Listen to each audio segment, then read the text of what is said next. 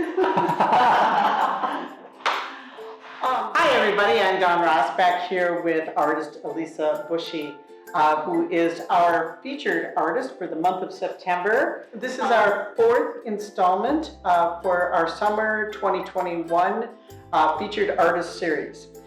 With that, I will let Elisa talk about her work and tell us about yourself and your current work, Elements of Emotion. I am a Minnesota artist, mother of 4.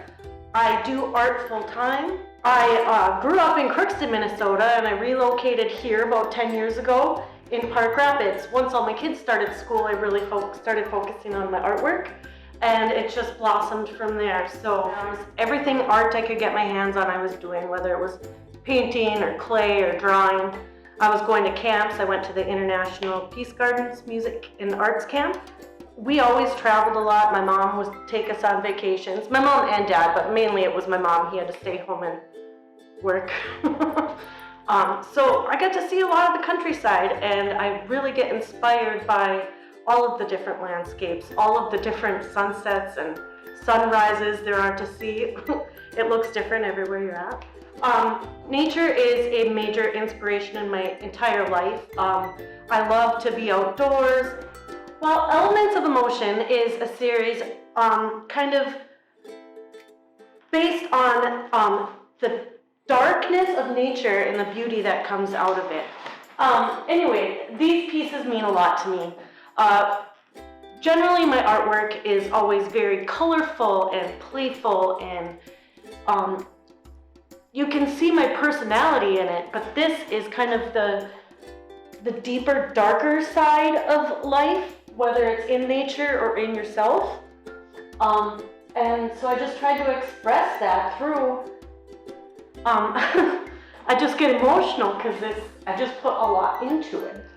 The Wildfires definitely did inspire this. When I went into starting the Elements of Emotion series, I didn't really know where I was going with it, but all around was this smoke, this smell, this heaviness in the air. It made you feel heavy, and it made me think, how is that relatable to our emotions? That heavy and weighed down feeling, and what destruction that was causing that, but through that destruction, what was being created? What's going to be allowed to grow after the process, after the smoke lifts? What rises from the ashes? What are you left with? It's your choice, emotionally speaking. But the forests really thrive, honestly, from the healthy forest fires. And so we have to take that and learn from nature, because it teaches us so many lessons, that we can grow from something so destructive. We can turn more beautiful, green, and abundant, and kind of letting go of the past, all of these things that we bring up with us through childhood. Even as young adults and stuff, we're not those people anymore, and it's okay to kind of embrace that, but you don't have to live with it. You burn it, let it go. There's either it's a spring ritual or a New Year's ritual where you jump over the fire, and through the fire you kind of get rid of the past. Yeah. Is that kind of what you're Rebirth. doing here? Rebirth? Yeah. Okay. Absolutely. A jack pine can't grow unless the seed is burnt. Okay. So it's just, So through the fire, you have rebirth and growth. Yeah. Beautiful. No, they're lovely. I love the color. Thank you. It's amazing. Of course, like the last year and a half has been kind of our personal forest fires. Yeah. Would you say there's a connection with that? I suppose. I mean, in some way, you can kind of look at that and think about it and say, what does that mean to me? How can I reflect on, what's my fire? What do I need to process and go through to come out better? For me, it was, raising kids in the chaos, of 2020. I mean, that was absolutely insane. But honestly, kids are resilient and inspiring as well, and they have blossomed and are turning into phenomenal young adults, and it's honestly beautiful to watch. I mean, it's very similar. So tell us, why art? when did you realize that you were an artist? I've always been in the arts, whether it was music, theater, cooking. I mean, all of it. Ever since I was a child, been singing and painting and all of that. And I kind of took a break because for motherhood, I took a break. And I always felt a piece of myself was missing, so it really felt awesome to embrace that part of myself again and show everybody else, look what I can do. Yeah, no, it's beautiful. Great. When did you realize that you were an artist? I just really think I always knew. I just think it's in me. Yeah. I was born, it's my soul. I love My that. soul is an artist. I love that. So tell us a little bit about your creative process, whether it's the work in the elements of emotion, or or even your studio process, possibly.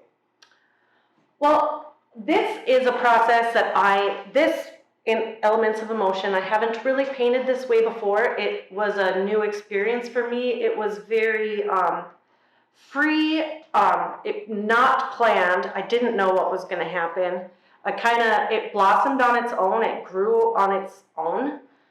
And that was really neat to just kind of let go and not know what was going to turn out. And also letting it be okay to be done with it. Instead of a lot of my stuff, I just continue to work on until it's sold. I keep working on it until it's gone.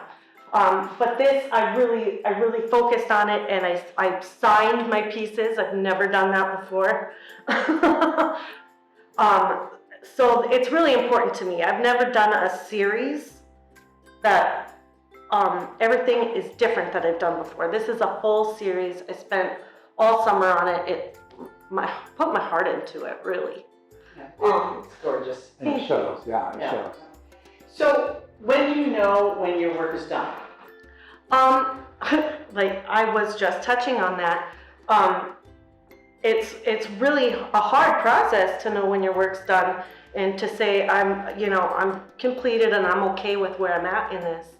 But I guess I just learned that you have to just let go. And when you look at that piece after a day, if you're still loving it, just be done. Just be done. Put your name on it. Put it on the wall. So that brings me to a couple of questions. One is, what's next? And what words of advice do you have for anybody that's interested in the arts? What's next? Well, I do have some things in mind, but I don't want to give too much away. The way I painted this, the technique I used was a lot different than what I normally do. So I'd like to delve into maybe some different color schemes and maybe not landscape. So we'll see what happens there. To be continued as far as that goes. My advice to anybody that wants to get in the arts, whether it's, buy art, make art. There's all different ways to be involved. Go to a show. So, if you had a superpower, what would it be? Or what is your superpower? Maybe have a Care Bear stare. I'm not sure what a Care Bear stare is. Explain Really? that. No, I don't have kids, sorry. Yeah, you gotta explain that. What is a Care Bear stare? Well, the Care Bears are an 80s cartoon, maybe even Right. earlier. Maybe I'm wrong. I don't know. But they all had their own little superpowers, and they had these little things on their belly like stars, or I'd be the Care-a-Lot bear. That's so awesome. And I just spread that everywhere. My name's Elisa Boushee. I'm from Nevis, Minnesota, and I'm the feature artist here at Studio 176 this month. This is my work, Elements of Emotion.